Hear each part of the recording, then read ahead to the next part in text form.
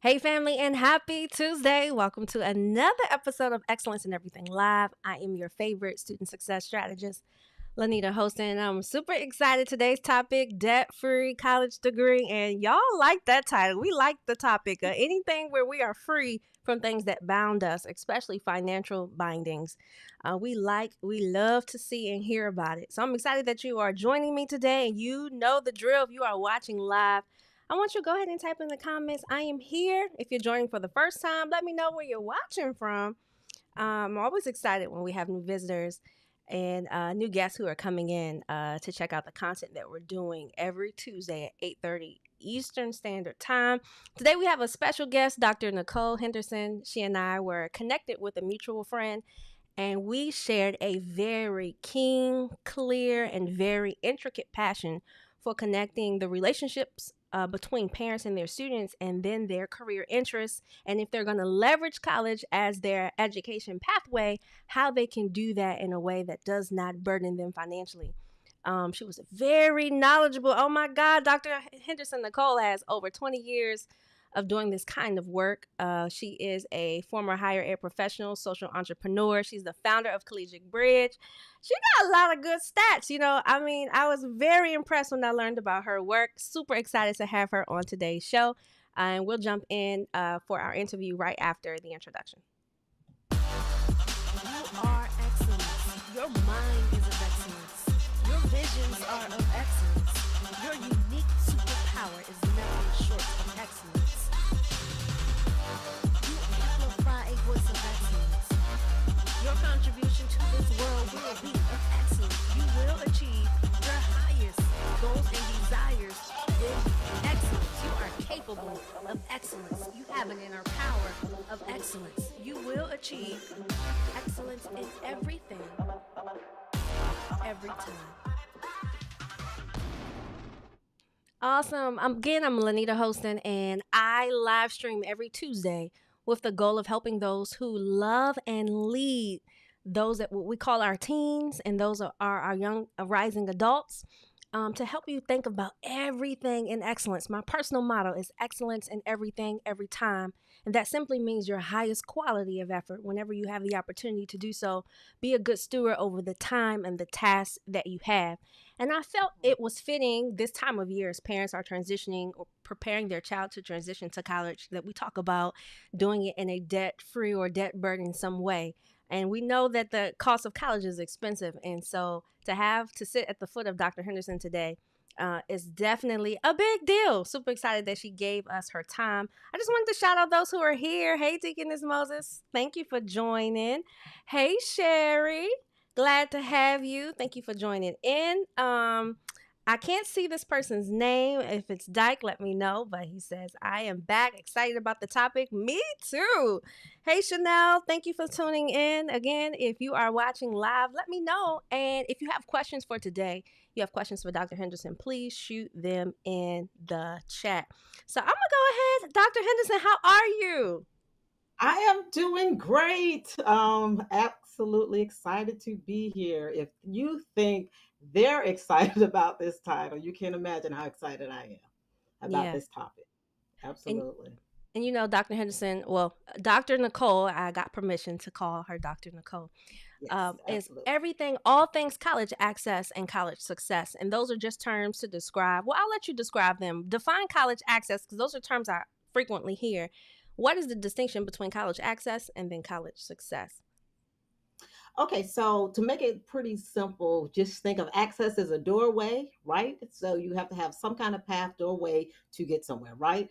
So we want to have that doorway to college and ensure that everyone has equal access to that door. That path is open to everyone regardless of where they start, where they live, their zip code, their income, none of that should make a difference in them having the same equal opportunity on that path.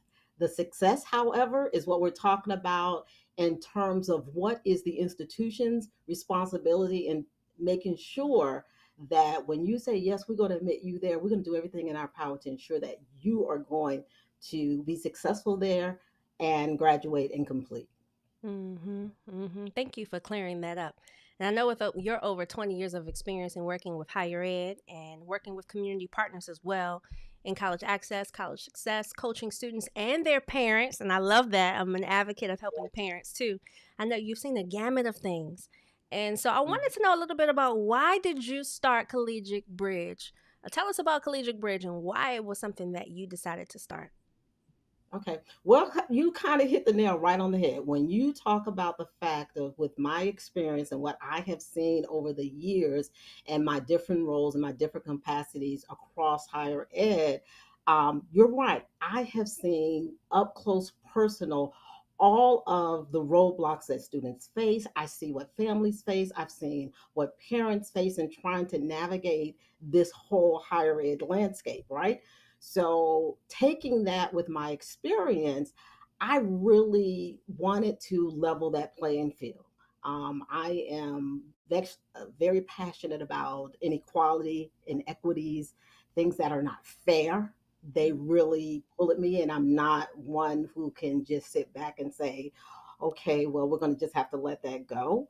I wasn't raised that way. So, when I see that, and it has always been part of my passion in my work, so therefore, I kind of started Collegiate Bridge out of that passionate work of wanting to ensure that every single person who had the desire to want to pursue in higher education should have that opportunity like everyone else. And my experience has shown me that that is not always the case. Mm, So, Collegiate Bridge was born out of that. mm, That need, that experience, and wanting to present and prepare and provide the network, the resources, the information, and the encouragement that's needed for families and students to understand that it is a very true possibility, mm. that it is theirs, and it is what they deserve as Yeah, well too. So it's a yeah. whole different approach I'm trying to get them to see as well too. You know, Dr. Nicole, in my work, I get the chance to work with organizations like Collegiate Bridge, some larger and some smaller. So I get to see what people are doing to support students to get access to college and then what they're doing to support them while in college. And I'll be honest, there's more resource and support to help with the access piece that are opening doors, entryways, that are helping with grades, test support. There's more support there than there is on them sustaining the duration of their higher ed um, time. And, Hmm. I see the value in both. I don't think you can have one without the other because that also contributes to our graduation rates and students attending schools that might be out of their maybe financial budget, making it a little difficult to maintain the financial costs. And so I think the conversations, they can't happen separately. They have to happen together. And it seems that you at Collegiate Bridge, you and your team, you guys are doing that. So thank you. That's exactly. You're right. That's exactly what it is. That's why you oftentimes will hear access and success together. And especially if you look at different populations, if you look at the African American population, the Blacks, you will see the success rates are not the same. So you're right. You cannot separate those out. And there's work that can be done that the community can do, that the parents can do, that families can do prior to your child ever hitting that campus, and then work that should continue while they're there to ensure that that success happens as well too. So it is this holistic approach that needs to take place. And it's funny that you say that because overall in this industry, in this field, and even specifically in colleges, and I've been an executive in college for years, so we've had these discussions around retention and graduation.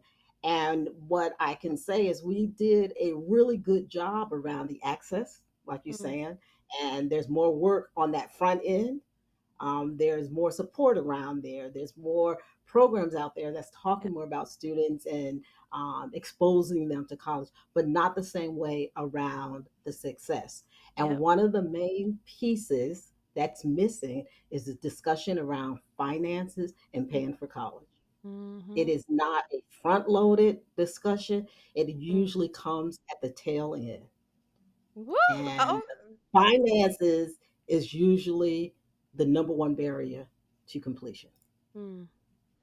It's You not already the took us academic. to church, so come on, Dr. Nicole. Let's just keep on. Let's keep the train going because I was leading us up to the cost piece.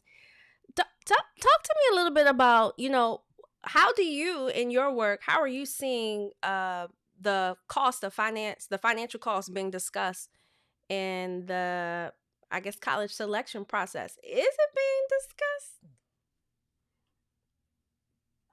Most times it is not. It is not discussed. And if you look right now, probably the parents we have on here right now, if you look at the list, if you look at the college planning list, it will start with things around selecting your colleges, visiting your college, make your list, pick your, take your test. You have to do. No one in that list talks about creating a college funding plan. Hmm. How are you going to pay for college? What is realistic? What does the parents really have? What how are you going to pay for it? There's a lot of funding sources out there. There's scholarships, there's grants, there's all different types of support from different places, but that conversation is not really taking place. What is taking place is more around the access and the work you need to do in order to get admitted to college, which is great and wonderful. We got to have that as well, too. You're right. But I would move and put forth that the first conversation really needs to be around the funding piece first. Because if you have the conversation with your child, like parents got to sit your child down and say, listen, this is what we have in terms of you attending college. This is how we're going to pay for you to attend college. This is Hmm. what we have saved up. This is, the account, whatever it is. And then we need these other resources. Now that has to be part of looking at the colleges and creating that college list. Why? Because there's 4,000 different colleges out there. There are colleges out there to meet every need. You have to find the appropriate one. But that financial part has to be part of that decision. Hmm. I've seen so many students and families never have a discussion at all about the finances until after the college acceptance. And then after the college acceptance, now they say, oh, let's start looking for scholarships. But tuition is $60,000 a year. Yeah, I'm laughing because that's exactly what happened at my house too. And well, my mom was really adamant about me staying in state. I wanted to go to a private school out of state, and she said, "You just please stay in state." My parents didn't have money saved for me to go to college, so we were Mhm. expecting to pay with loans and a few scholarships. They made too much money for me to qualify for some of the assistance that was given to students. But I can remember I hadn't what I do feel like I could differentiate in my mind today versus students today.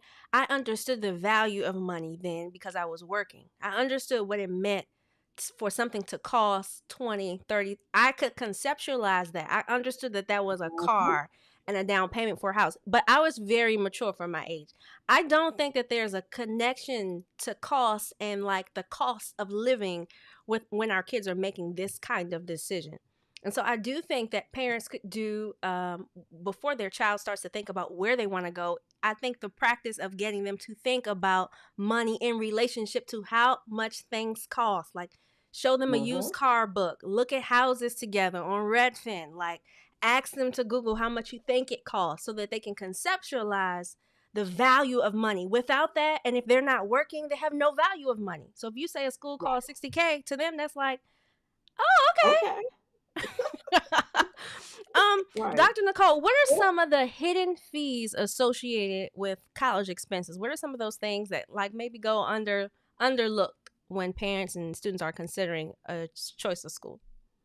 Okay, this is a really, really good one because I love this a lot. Because even just now, when I was talking about it, when I said, "Oh, and but the cost of tuition is this," so oftentimes, even when the list is being formed and when families and parents are looking for that college list, they start at tuition, and that's what they list down. But there's these other fees that go along with that. So, what students and parents need to really pay attention to is really what's not just tuition, but what is the total cost of attendance. That is what really looks at all the other fees and cost around attending college. It is not just tuition. There's another one that's called fees. We just talked about it, tuition and fees. Well, what is fees? Fees are what the institution will charge you to attend. It could vary from institution to institution, college to college. It can range from $1,000 at one institution or $500 at one institution to $3,000 at another. What are fees? It could be a student fee. It could be an athletic fee. It could be a technology fee. And guess what? Every student pays those fees regardless of whether you utilize any of those services or not. Okay. Mhm. So it's not like, well, I'm not an athlete. I don't want to pay an athletic fee. Yes, you do. It's all part of it. So that's a hidden fee oftentimes. It is. They think, well, um, students like, I don't go to the library. Guess what? You're still paying that fee. So they need to be aware of that. That's one that catches. There's also insurance that could be required. Many institutions will require insurance, and if students don't have that, then they have to pay that. That's another one of those hidden costs. Another one, uh, believe it or not, is housing, residence hall. Parents, all the time, again, I said they always focus in on tuition, but guess what? You got to think about the what you'll hear the term room and board, which is housing and food. Okay, so they have to have a residence hall. They have to have a meal plan. Most institutions now, if the student is on campus, which I highly recommend, especially for a freshman, should be on campus, they require that they have the meal plan. They don't have a choice. And believe it or not, that housing and meal plan for some institutions can be more than the tuition. How do I know? Because my son's school was like that. He had a full tuition scholarship, and believe it or not, his residence hall and his meal plan together was more than the tuition. So yes, and I was like, wait a minute, can we switch this up? Can this scholarship go towards room and board, and we'll do the tuition. So you have to pay attention to that. That will slip up on parents often, that they don't think about that as well too. And another one, even though they are now understanding and learning about books, but the cost of books a semester. That's another cost. And I bring that up because books is not where students nor parents should cut costs. That's not where you want to be cutting the costs, okay? So they have to have their books, and books can run 300 to who knows $1,000 a semester based on the major. All right, so that's another one. Here's a couple of other ones I like to throw out that parents don't think about. If you send your child to college with a car, get ready for some parking tickets. That's another fee that they don't know about, and they're gonna get a lot of parking tickets. Oh, I got a And I lot. think I had I know. PTSD from the tow truck guy. Oh man, I was gonna PTSD. say between those boots on the cars, the tow truck, the tickets, and I warned parents. I said I wouldn't do it that first year. Let them get acclimated first that first year, and then maybe the sophomore year. But get ready for that. That's going to be a fee. So that's a big one that they don't think about. And then let's go back also to that application phase, right? That they forget about. Um, Once the applications are all in, once the admissions are in, the student has been admitted, they have decided on which college they're going to attend. Guess what? Now it's time to start sending all of these deposits in, and there's no financial aid at this point. So this is definitely just out of pocket. So you got to put deposits down that you're going to attend that institution. You have to put deposits down for the residence hall. You have to put deposits down for the meal plan. So there's a lot of deposits that start happening at that time that parents don't realize. They're thinking that they don't have to pay until the child is there camp to their child is there on campus, and financial aid is going to kick in. Not at that point. So they got to prepare for that, and that could be as much as $1,500 to $2,000, depending again on which institution the child is attending. So fees. Now you understand why I'm saying this conversation about the cost and the money has to be had first Mm. before you start talking about, well, my favorite number one college that I want to attend. I've been dreaming about this college ever. Well, okay, first of all, you start having a question about, okay, when did you start dreaming about this? Did you come up with it, or was your friend? So you have to start having these conversations really early on. And then if it is really their dream school, then it's even more important to have these conversations around. how we are going to fund this. And the earlier, the better. I love that. The earlier the better. I am a super advocate. I always feel like our kids are capable of understanding complex things. We're just responsible for making them plain and clear. They can Yes, learn if we can make them practical and clear. So conversations like today bring light to that. What tell us how absolutely. can, since we're talking about early planning, how can a family or a student, how could they have a debt-free degree? I think that seems like it seems unreal almost. Well, that's Mhm. at least that's how people describe it to be. How can a person have a debt-free degree? With a plan, with work, and starting early, starting as early as possible in the process. We love to have these conversations around what do you want to be when you grow up. We Mm, start that early on. We talk about careers early on. Children are exposed to careers in elementary school. They're exposed to careers in medical school. I'm sorry, middle school. We start talking about college during that time. That is not too early to also start talking about the cost of it. mm, It's not too early to start talking about you have to pay for a college degree, just like you were talking about. That helps them start understanding how you put costs together with a college degree, which translate into your career and that life and that dream you want. It's all work that goes into that, right? mm, So if we start this conversation around careers that we're exposing to, and we have career day early on, and we bring in all these people to talk about this career and what they have to do, and then they have to go to college and it costs. And guess what? There's scholarships out there that you can start looking at to help you start preparing for this career you want. Guess what? There's scholarships as early as elementary school. There's scholarships for middle school. My daughter won her first scholarship, $2,000 scholarship in middle school. That wow. set us on that path. And we're like, okay, wait a minute. Wow. You was real in middle school. But it actually also lit a fire under her. So it could be valuable the earlier you start. And if they're successful at that early stage, then it's on. And then they want to do it. And Mm, that's how it started. So start that conversation, start it early. mm, Now, if you haven't started early, and parents, and I get this all the time, I say, well, wait a minute, my son's is a senior now. My daughter's a senior now. We don't have we're here now. Um, so there's still options as well too there. mhm, So it is looking at controlling your destiny in terms of what you can do, what the family can do, what the parents can do, and paying for college without depending solely on loans.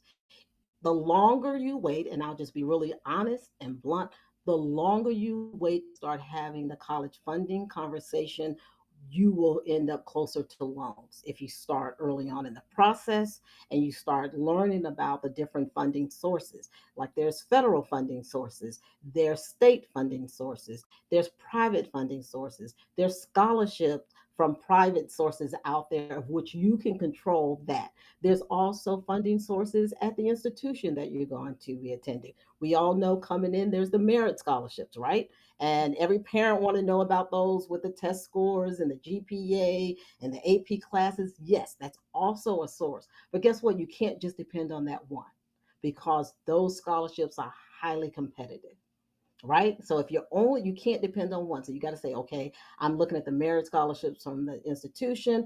We have to also look at scholarships outside. We also have to look at what the state has available. And the great thing about this is the earlier you start, what happens? You can start seeing what the criteria are for all these different resources. Now you in a position, as I said, you can take your own destiny in your hand. You're going to be in a position now to start putting things in place to be competitive mhm, for mhm. these different types of funding. You Is talked a little bit about federal funding, state funding. You talked about a merit. Where can parents find information about state funding for their specific state? So every single state has a Department of Education, and just about every single state offers some type of funding, scholarship, and or grants for their state residents. They can go to their Department of Education site, and it's usually located there. Now, here's the catch with most state funding. State funding, for the most part, will be reserved for students who are attending state institutions. So if a student is going out of state, more than likely they will not qualify for the state funding, unless, of course, they have been accepted into a program or they're pursuing a program that is not available in the state. Mm. So there's a caveat there as well too. So it's a lot of little pieces that parents can dig into to find, um, different pots of money. So you're right. So there's the federal monies, there's the state money, state money as well too. Institutions also have money as well too. That continues as well too. From the department have money to financial aid, and even different places, departments across the campus can have scholarship money as well too. Mm. Uh, I hear you saying what I hear you saying as I listen to you is that the resources are there, but there's a level of initiative that has to be taken on behalf of the student and the parent. I associate initiative with voice too, because you can't take action without stating or asking. So, do you have any like what advice would you give to the parent or or the student who may be struggling with asking for help or feeling like, I don't know if I should ask because I don't know if what would you say to them? Mhm. Well, it's one of those things that you just have to let them understand that they have to ask for help. That's just like when they hit college campus. They're going to find themselves in need of help. They have to understand when you hit the college campus, you're not expected to know everything. You can't know that. The classes are new, you won't know that. You're in a whole new environment. You will have to ask for help. Parents as well will have to help with that as well too. I think this is where parents really come in, and have to be willing to say, okay, where do I go from help? The number one source, the easiest place, of course, to start is the school counselor, the guidance counselor there at the school. They usually have a lot of resources that will help the parents start this journey. Again, like I said, this connection with the school counselor should be made as early as possible in that high school career.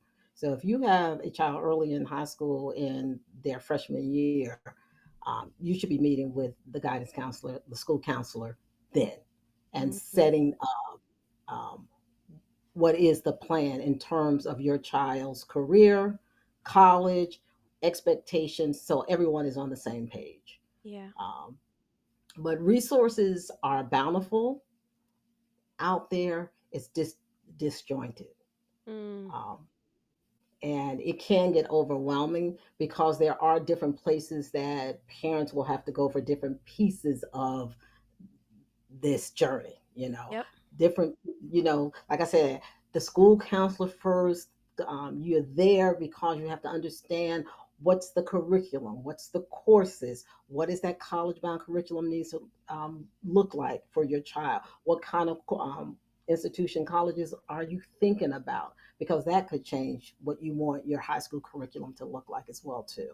Mm-hmm. um, Good stuff, Dr. Nicole. Um, well, so I heard you say planning, early planning. If you have a student that is not currently a senior, getting them thinking about college and understanding what those expenses may incur, associating that mhm, value monetarily, and then getting them to identify what their schools are and learning what the cost is, getting mhm, proactive about searching um, the not only just the ticket price, but some of those underlying costs, maybe even putting them on a spreadsheet, and then being intentional mhm, about seeking out funding sources federally, statewide, merit based at the institution inside of your college. Like when you go to a mhm. university, you may be studying under the College of Science or under the College of Health. So, Correct. asking those particular groups about funding sources as well, just being a self advocate for your financial Yeah. needs and Mhm. advanced planning. Good stuff. And that's one of the things I share with parents all the time, too, in this process. And sometimes they will hear, well, my child is going to be in college in a year and they're going to be on their own. And so they take their hands off. So I'm going to take their hands off. And I tell you, you cannot.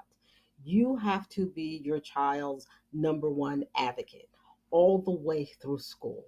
you should be advocating for them in high school, and you have to continue to be their advocate in college as well too. Don't take your hands off of your child at that stage. They're not ready yet. They can't navigate all those moving pieces. Think about it, your child is just getting to the part, especially as a freshman, where they're just getting to a place of making all of their own decisions, when more than likely they were just at home and you were making all their decisions. They weren't making them all, right? So now to think, okay, I'm going to take all hands off and they're going to do that without any issues is unrealistic.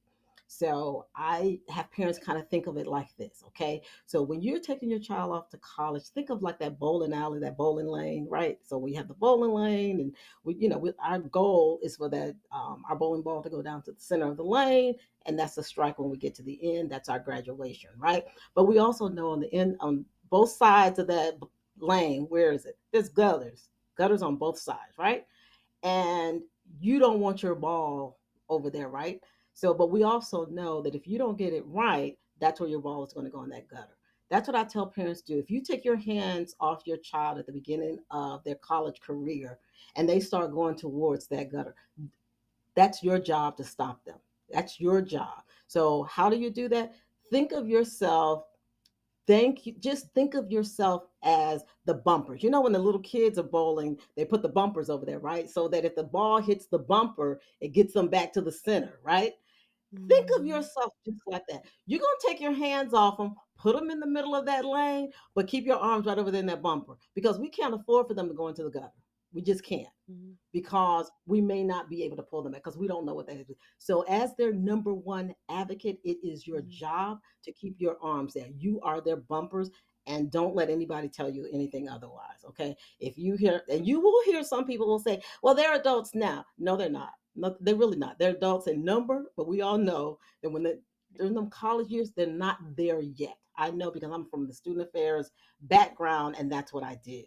My whole job was around holistic student development. We all know that when you're in college, you spend more time outside of that classroom than you do in the classroom. So most of the learning and development for students happen outside of the classroom. That's the work that we have to do. That's why we have mentoring programs. That's why we have support. That's why we have clubs. That's why we have activities. It's all the other things that's important to help develop your child holistically, not just the academics. That's but one part of it. So Mm-hmm. remember that. And along with that, this other piece, number one thing to remember, make sure you sign well, they have to sign it. Your child absolutely must sign a FERPA form, FERPA, and I forget what it stands for, but it's everywhere. Make sure you sign that. Why? Because once your child hits that college campus, the college will treat them as an adult, and they will not speak to you without that form. Anything other than for you to pay the, the bill. They'll talk to you about the bill. But other than that, you can't talk about anything else. But no, on a serious note, that's really important so that you can remain their number one advocate and help as they're trying to navigate a lot of these different paths and different things of which they've not been familiar with yet. So Mm-hmm. it's really critical for parents to be empowered. That's a lot of the work that we do with Collegiate Bridge is really with empowering parents, teaching parents, giving them the information so that they know, and they don't have to go anywhere else to find it. Like they know, and so they can be the full advocate and support for their child. That's what the community has to do as a whole as well too. Mm. I love your analogy of the bowling alley and the gutter. Making sure that our children are not over there. I wanted to acknowledge those who are watching today. She is me said the earlier the better in terms of planning. I'm assuming. Tabitha James says she is loving the conversation. Planning is so imperative, and it definitely is. Early exposure for sure. She made a comment about early exposure is needed, early exposure on the cost and the work that's necessary and the dedication that is needed. She preaching now. And Yes, that's to have a debt free degree is a different level of responsibility, I think, when you make up your mind that I'm walking away with no financial burden. And I think you appreciate the experience a little more too. Hi, Nissa. Nissa says yes. FERPA, she's familiar with that form, Dr. Nicole, that you had mentioned earlier yes. today. And I can tell you, I've had situations where I really have had to tell parents, I'm sorry, I cannot have this conversation with you Mm, because I do not have a, and parents are livid, but there it is the law. So parents, don't find yourself in that situation. Definitely get the thing signed at the very beginning. Um, if you have any people listening now or with students who are getting ready to head off, you can do that now. You don't have to wait. They don't have to be mm, on campus. It's all online anyway. Go ahead and get that completed at this point once you know definitely where they are going. definitely a gem. Get that form filled out if you want to be an advocate. Continue to be an advocate. Dr. Yeah. Nicole, I pulled some affirmations that I saw Collegiate Bridge was using to Okay. empower students, and I wanted you to talk a little bit about what each of those affirmations, what they Okay. mean to you, or why you chose them. Why Collegiate Bridge is affirming these things. So the first one is, I don't have to fit the mold. I can break it. Why was this affirmation so important to share with students? Because one of the things we have to understand, like I said, we're not trying to have all of our students follow any one path. They're not. Just like we're all individuals, our students are, our children are as well too. And it's just as important for them to understand two things. One, they have their own journey, they have their own path. They simply have to find theirs. And they also have to not fit in any mold that anybody puts them in, that they are able to create whatever path it is that they want to walk down. Mm, Because guess what? They may come up with something that doesn't even exist, and they don't have to stay in that mold. And part of um, this is important because people think that a college education really is just about, okay, attending college, I get the degree, and it's the job. It is not. It is so much more than that. The full development, the knowledge acquisition, the skill sets that are learned, the full development of the individual is, that's what that entirety of that experience is about. So if they fully develop this entirety of this entire college experience, learning how to become a critical thinker, a creative thinker, how to solve problems, how to think, how to make things happen, guess what? That becomes our future leaders, mm, thus our next inventors. If we're always trying to just keep them in one spot in the mold that exists, how do we break that? How do we get to the next level? So our future lies in those students that we tell, no, you don't belong on any path. You go create your own path. mm-hmm, Just because it doesn't exist, what does that mean? Many of these didn't exist at one time. Everything we have here didn't exist at one time. So I mm, think it's just critical, and I think it helps young people understand that they can stand in their own truth and their own self and stop comparing as well too, because we know in the generation with social media and the comparison, so that they can understand they don't have to compare, they don't have to be what anyone else is. Who you are is who you are. That is your gift, your journey. So you don't have to fit anybody's mold. And if you happen to be in one in some kind of way you ended up and you don't like it, break it and get out. get that up that out can of happen. there. Get up Because sometimes out of there. it can happen, you know. Oh, Dr. Nicole, they are loving this energy that you have, JP said. I love the way you break down the essence of college education, Dr. Nicole. Hey, JP, thanks for joining us tonight. Oh, thank you for Georgetta that. said that was Yes, powerful. Yeah, Dr. Nicole don't play.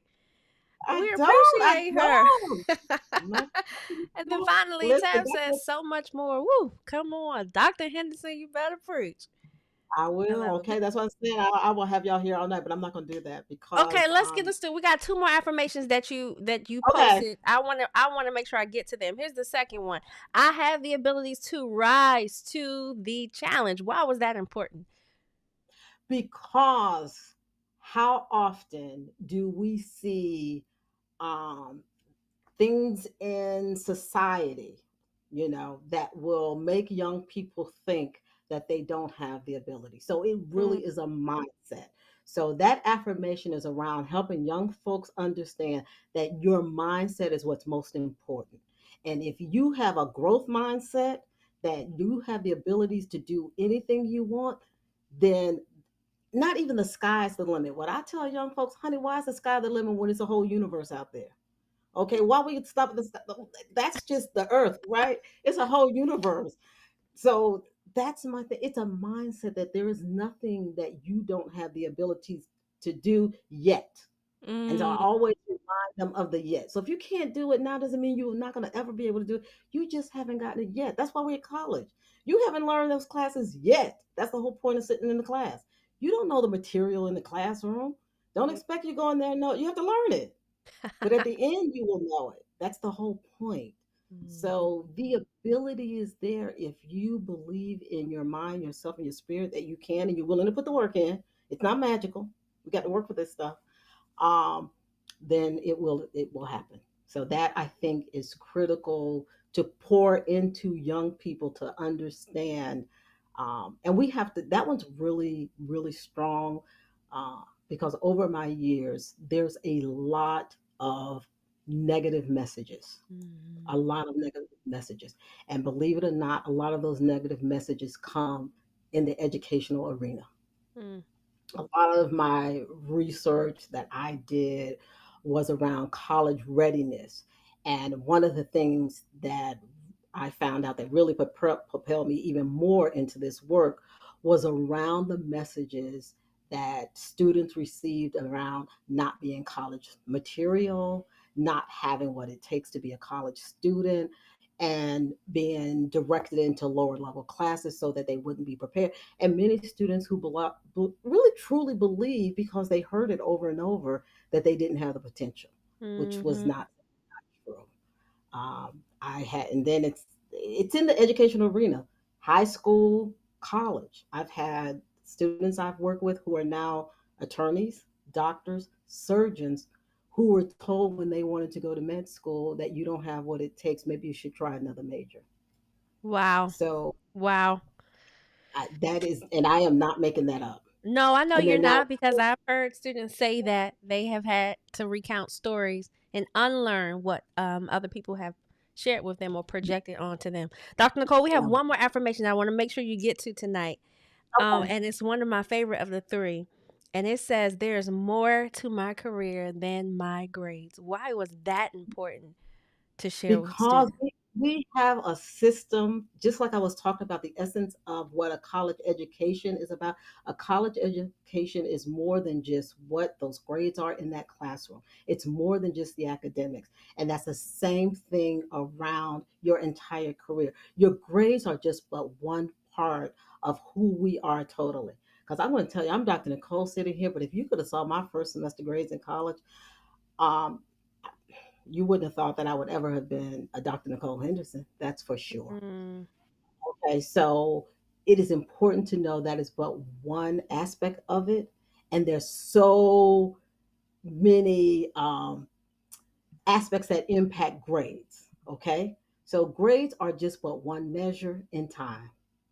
It is not who we are in our in not entirety of our life or our journey. It is just but one snap of time, and that's what students have to understand.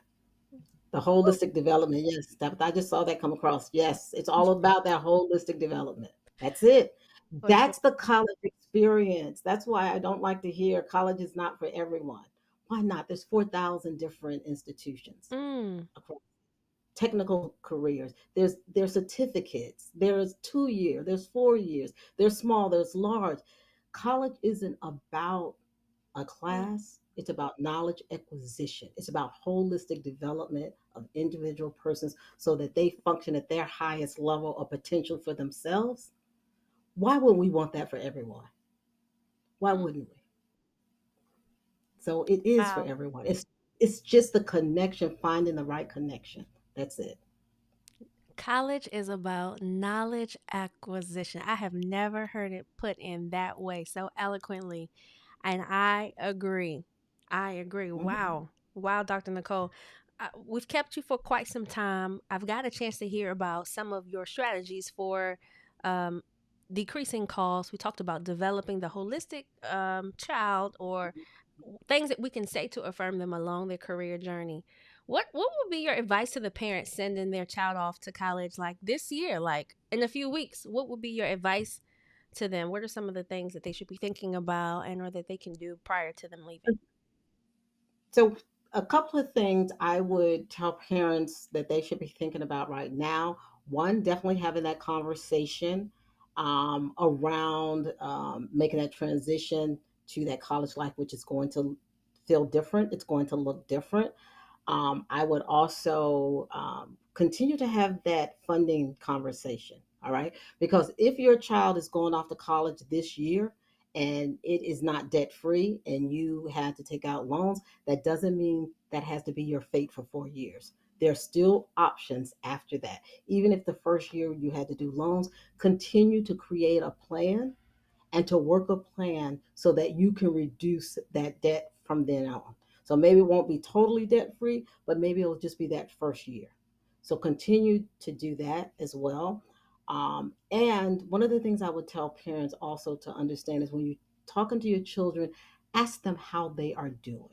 Mm, How are they doing? I love that. Don't ask them about the classes. Did you register? Did you talk to your advisor? Did you get your test? What grades did you get? Because again, we concentrate so much on academics, and please believe me, I'm not minimizing that because I'm all about the 4.0 too. So don't get me don't get it wrong. I want the 4.0, but I also know, as we said, in order for them to get that 4.0, they have to be whole, healthy, and well, Mm, right? Ask them how they are doing.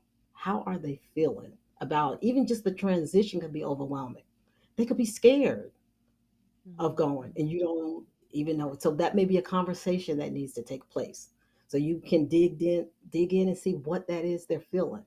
How do you reassure them of what that connection is? Um, Parents, I also would tell you to encourage your child to join a club the first semester they're on campus. Any club, whatever it is they like doing, find one club and join that club. Why?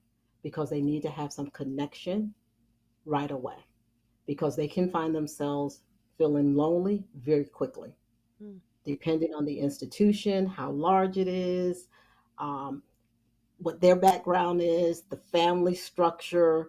So it's important that they connect very quickly and try to, what I call it, I said, find your tribe. Okay. And they may not find their tribe the first semester. This may not be the club they're going to stay with the whole time, but it's mm, just something so they can immediately feel like, okay, I got something else here because I'm not at home.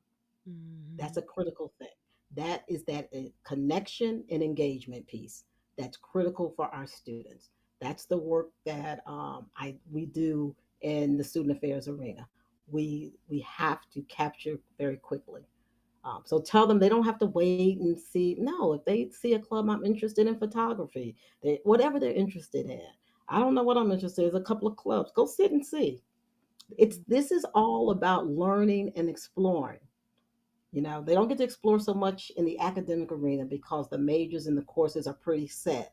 But guess what? Everything outside of that, they do. A lot more exploration can take place. mm. I love that. So many valuable gems, Dr. Nicole. I don't even want to let you go, but I feel bad. It's a weeknight. I'll have to Uh, come back. I'll have to come back. I think You we know what? all want Dr. Nicole to come back. We'll have to do a series. That's what we'll do the next time around. We'll A we'll do it series would be great. because we really didn't even get to really dig into that debt free piece a lot because that in and of itself could be a series. Um, Oh, child. Okay, Dr. Nicole. So that just I means I know gotta it's bring you so back. I much. gotta bring you back. Even Sherry Bring says it so back. much information. Those who are watching have said thank you. They've given their gratitude for the wealth of knowledge that you've shared. Dr. Nicole, where can people find you if they'd like to stay connected or join forces or get access to the work that you all are doing at Collegiate Bridge? So definitely they can find us at Collegiate Bridge. I was at collegiatebridge.org. We're also on social media, Facebook, IG, and Twitter at Collegiate Bridge as well too. And I do want to add, and I push this, you know how much I push about the finances. We do have a signature program, our Smart Scholarship Strategies course that we do with students and with families, where we really teach you how to understand and put together a scholarship plan. So you can take a look at that if you go out there and on our website, take a look at that, and we really zero in on how to create a funding plan. Mm-hmm. We're on social media and website collegiatebridge.org. Good stuff. Well, it was a pleasure to have you, Dr. Nicole. I definitely vouch for her. If you're looking for some support for in the area of college access and or college success, Dr. Nicole and her team will be a great resource. So, Dr. Nicole, thank you. And I'll definitely have to bring you back just because the people said they want to see you again. They want to hear Yes, I would some love to nuggets. come back. As you can see, I am passionate about this work. I will always share. Thank you for inviting me. And I hope to hear from all of your people. Please reach out. Yeah, Okay. I love it. I love it. Good night, Dr. Nicole. All right. Good night, everyone. Take care. I appreciate you guys. Thank you for sharing your remarks. Sylvia said it was an awesome session. Tabitha said, bring her back. Amazing discussion. I have to figure out what can we. I want to go into something in depth, but I haven't figured out what exactly. Dr. Nicole has a wealth of knowledge. We weren't even able to unpack everything. Chanel says, awesome discussion. Thank you, Chanel. And Sylvia and Georgie say thank you. And I thank you for watching tonight. You know, there is, I always felt like some might say, well, Dr. Nicole does similar work as you. Why would you bring on somebody who's your competitor? And Dr. Nicole is not my competitor. There is no competition when you're operating in God's lane for you. There is room for all of us. And I actually do not do college access. I do college success. So she and I, our work overlaps. But I always think there's some value in sharing the options of kinds of people that you can work with and different kinds of resources and different voices. Because that's what my mom did. She just called on the whole village. So Dr. Nicole is a part of the village. I'm a part of the village that parents and community leaders are using to support their children. I will be remiss if I didn't tell you, if you haven't gotten your copy of The Pursuit of Black Excellence for Teens, you need to go get that. Because as we talked about the importance of having conversations early with our children about their interests and their goals before they decide on a career major, this workbook was designed to do exactly that. You can grab a copy at the Pursuit of Black Excellence. Well, thepursuitforteens.com. You can grab your copy there, and bulk orders are also available. And if you want to get a sneak peek inside the book before you buy it, just shoot me a message. I'll be happy to send you over a copy of what it looks like in the inside. And I haven't said this in a while, but my goal is to get the Pursuit of Black Excellence for Teens in the hands of 1,000 teens before the end of the year. We're a little bit under 500. So we're halfway through the year. It's a great time for me to get aggressive on that goal and for you to get your copy. So we have one more guest next week. Dentistry 101. We're going to bring in a Black female dentist, and she'll talk about her journey.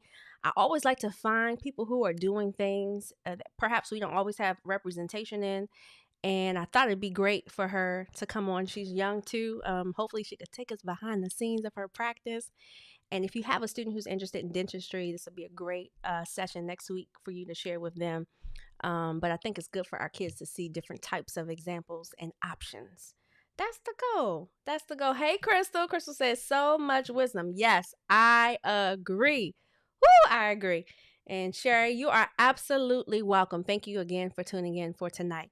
Well, that's all I have, everybody. Again, we're here live every Tuesday at 8:30 Eastern Standard Time. And I didn't mention this earlier, but Excellence in Everything Live is my platform to talk about the 3 C's. Helping our kids gain confidence about who they are, what they want, helping them to build their competence. That's their ability to display proficiency in a skill so that they can have a competitive advantage in the marketplace. When we meet on Tuesdays, we're going to be talking about those 3 things. And today's topic was on competitive advantage, because you do have a head start when you are not bound by financial burdens. And so the 3 C's are definitely areas that I love to chat about. If you are joining for the first time today and I have not yet met you, I'm Linnita Hosten, and I coach high school students to devise what I call a PPP, a post-graduation productivity plan, so that they can transition into their dream careers with ease. But you're going to have to come back for another episode to get some of those juices. Today was all about Dr. Nicole. Next week will be all about Dr. Asante. I'll see you next Tuesday, 8:30 Eastern Standard Time. I love you. There's absolutely nothing you can do about it. You are excellence. Your mind is of excellence. Your visions are of excellence. Your unique superpower is nothing short of excellence. You amplify a voice of excellence. Your contribution to this world will be